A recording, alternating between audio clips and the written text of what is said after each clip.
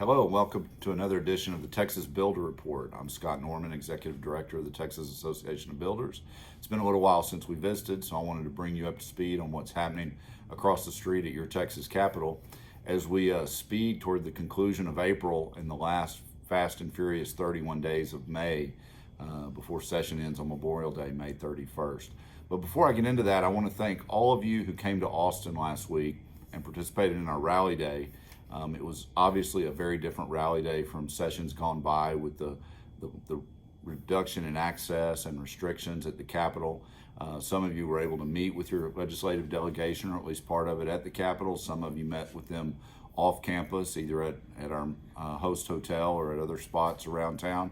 And I know some of you, both day of, before, and this week, are meeting virtual via Zoom and other methods with your delegation. And that's just how we've been having to deal with it this session, meet with the legislators and their staff in whatever means we can to try to deliver our pro-housing home builder message. So thank you for doing that. I also want to thank our board members, committee members, and others who stayed in town the rest of the week and participated in our delayed winter board meetings. It was a little strange having the winter board meetings in April. They were supposed to be in February, but we appreciate the patience of everyone in bearing with us and working through the challenges presented by COVID-19 as we had those 2-month delayed meetings, and by all counts and reports, they went off very well. It was very encouraging to be back in person and together and to see all of you, and we look forward to seeing you all this summer in July at the Sunbelt Builders Show in Dallas.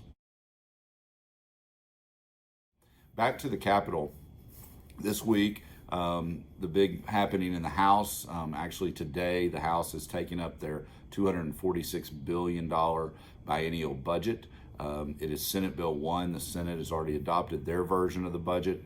There were approximately 250 amendments, proposed amendments filed that the House is considering, and it's going to be a long day of debate in the House. Once this bill passes out of the House today and tomorrow, it will be sent to a conference committee where the House and Senate conferees will work out their differences and adopt the state's budget, the one thing the legislature must pass every session.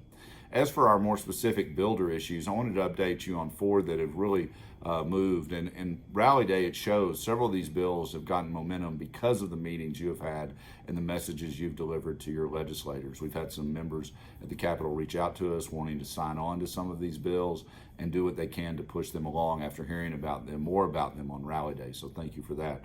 Senate Bill 14, legislation that's very important to our industry and others, prohibiting local governments from mandating private employer regulations and employment conditions, has passed out of the Senate.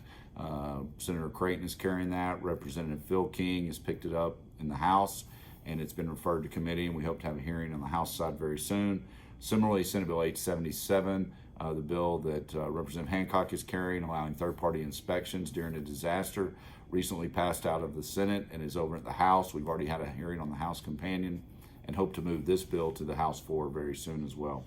House Bill 636, the continuation of the State Plumbing Board that got caught up at the end of last session, has passed out of the House and is over in the Senate and is moving along. We've been working with other parties on that. And finally, House Bill 3215, our update state energy code bill that provides an alternate compliance path for builders that promotes innovation and cost savings, has passed out of committee and is in the House Calendars Committee, and we hope to have before the full House very, very soon and over to the Senate where we can get this bill moving along. Those are just 4 of many bills we're working on. There are many others we're pushing, and some that we're working to try to either make better or stop that we're not as big a fan of, but it's going to be a lot of work in this last month and a week of session as we barrel towards the end. So please stay involved, look for another update on this soon, and go to our website for more information. Thank you very much. I want to make sure we thank Structure Home Warranty for sponsoring this Texas Builders Report.